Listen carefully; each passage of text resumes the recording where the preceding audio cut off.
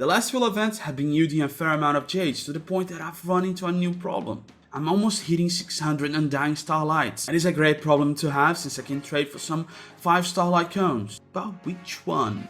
Of course, if you have a 5-star character, you want to have the best light cone to match the gameplay. But is this really the best choice? So let's see from worst to best light cones on the store. 9 on the Milky Way is a signature light cone created for Himeko. It offers a good attack boost based on the number of opponents on the field. Also, applying Weakness Break greatly increases attack until the end of the next turn. However, there are 2 big problems with this light cone. The first is that you hardly have a boss fight with a high number of opponents, so the attack benefit will always be very limited. Also, in the late game, when you are in the Memory of Chaos, you rarely have battles with more than 3 opponents on the field. Therefore, instead of having a 45% increase in attack, it will be more limited to 9 to 25% increase in attack. The second is that the further you go into the battle, the weaker you get, since defeating the easier opponents will make you lose stacks. Finally, for eruditions, there are other icons that are more reliable with a very high attack bonus, such as Today's a Peaceful Day and Seriousness of the Breakfast. Sleep Like the Dead is a complicated icon. So complicated that you need to understand how to best use it. It offers a very high increase in crit damage, but beyond that, when you use your skill or basic attack it doesn't do a crit, you have a massive boost in crit rate for 1 turn. It is then that you need to take the opportunity to abuse your The Hunt character as much as possible so they make multiple attacks in the same turn. However, if you don't know or don't have a way to take advantage of this opportunity, you have to wait for 3 turns. Especially in the late game, 3 turns are an eternity. For The Hunt, there are several other light cones that can be good options. One of them is Cruising the Stellar Sea, which is a 5-star light cone available at Herta's shop. Something Irreplaceable is a great light cone with a massive increase in attack. In addition, it offers a monstrous sustain, which allows you to recover your life when taking damage or defeating an opponent, and receive a second damage boost. But it has a big problem.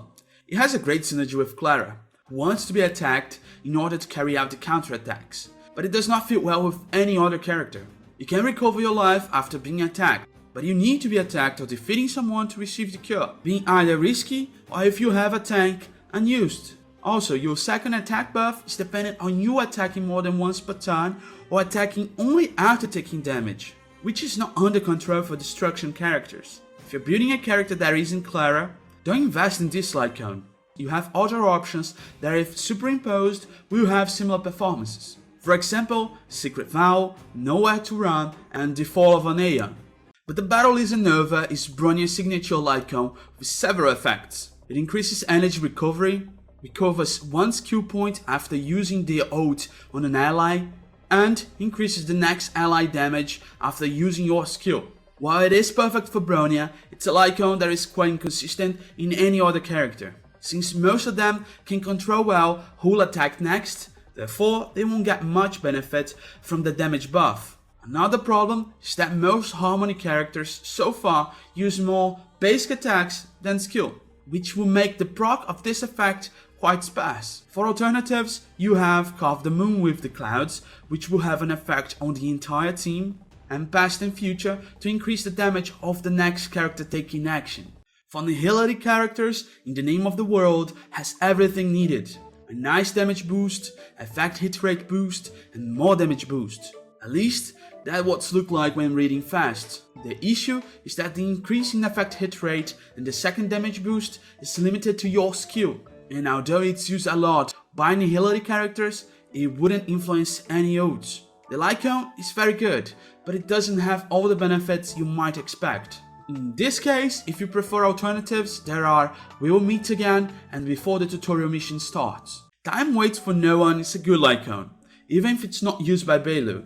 It has a nice boost on max HP, which is used both by Natasha and Bailu to scale their traces, in addition to an interesting increase in outgoing healing. There is a small damage boost, which is welcome, but it's minuscule. All in all, it's a light cone that can bring good benefits, and added to the increase in base stats can make a big difference. However, if we're talking purely in the impact on heals, You'll find similar performance in icons like post-op conversation and more shortened code knights. Moment of Victory is one of the best light cones you can buy from the store. First, the base stats are very good, offering a lot of defense, but its effects are the icing on the cake. It increases your defense percentage, increases your effect hit rate, increases your aggro, and increases defense percentage further until the end of the turn after being attacked. It's a light cone that works really well for any preservation character, except for March 7th if she's acting as a support and not as a tank.